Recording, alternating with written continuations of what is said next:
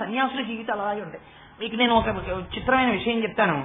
ఓసారి బదరీ కేదార్లలో తపస్సు చేసుకుంటున్నటువంటి సన్యాసులందరినీ కూడా హైందవ మతంలో కొంచెం వ్యగ్రత కలిగి వాళ్ళందరూ కూడా యాజిటేషన్ ప్లాన్ చేస్తున్నారని గవర్నమెంట్ ఆఫ్ ఇండియా ఏం చేసిందంటే ఒక ఆర్డర్ వేసింది. అన్ని ఆశ్రమాల్లో ఉన్న సాధువుల్ని కూడా 48 గంటల పాటు అరెస్ట్ చేయండి.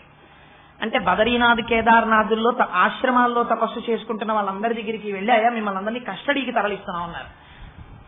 వాళ్ళన్నారు శుభం భూయాత్, ఎక్కడికి రావాలి మేమందరం అని అడిగారు. అడిగితే మేము తీసుకెడతాం ఎక్కండి అన్నారు. వాళ్ళందరూ వ్యాన్ ఎక్కి హరే రామ రామ రామ హరే హరే హరే కృష్ణ కృష్ణ కృష్ణ హరే హరే అంటూ కూర్చున్నారు. కూర్చుంటే వాళ్ళని ఏదో జైలు కాంపౌండ్కి తీసుకెళ్లి దిగండి అన్నారు. ఏం చెయ్యాలి ఇక్కడ మేమన్నారు. మీరు ఆ లోపల కూర్చోండి అన్నారు. రావు కూర్చుంటాం. మళ్ళీ హరే రామ రామ రామ హరే హరే హరే కృష్ణ కృష్ణ కృష్ణ హరే హరే. మధ్యాహ్నం అయింది, అన్నం పెడుతున్నాను రండి అన్నారు. పెట్టారు, తిన్నారు. తిని అన్నదాత సుఖీభవ అని ఆశీర్వచనం చేశారు. ఆ తరువాత వాళ్ళని రిలీజ్ చేశారు. రిలీజ్ చేస్తే వాళ్ళందరూ కూడా ఆశీర్వచనం చేసి సంతోషంగా వాళ్ళ ఆశ్రమాలకు వాళ్ళు వెళ్ళిపోయారు. తప్పించి ఎందుకు జైల్లో పెట్టామని అడిగారు, ఎందుకు పంపించేసామని అడిగారు. అందులో అలా పాల్గొన్నటువంటి ఒక మహాపురుషుడు తత్వవిధానంద సరస్వతి అని మన ఊరు వస్తుంటారు. ఆయన స్వయంగా చెప్తే నేను వినది. ఇలా వాళ్ళకి ఇక్కడే ఉండాలి అక్కడే ఉండాలి ఇలాంటి నియమాలు వాళ్ళకేం ఉండవు.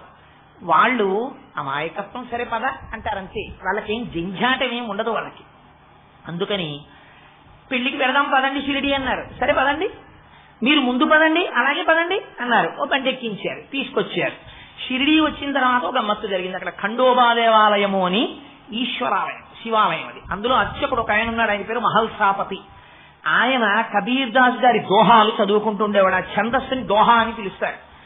కబీర్ దాస్ గారు పరవశించి పాడుకున్నటువంటి పాటలకి దోహా. ఆయన భగవంతుణ్ణి సాయి అని అడ్రస్ చేశారు. ఇందాక అన్నానే సాయి అన్నది ధ్వని చేత వ్యాపకత్వాన్ని నిరూపిస్తుంది.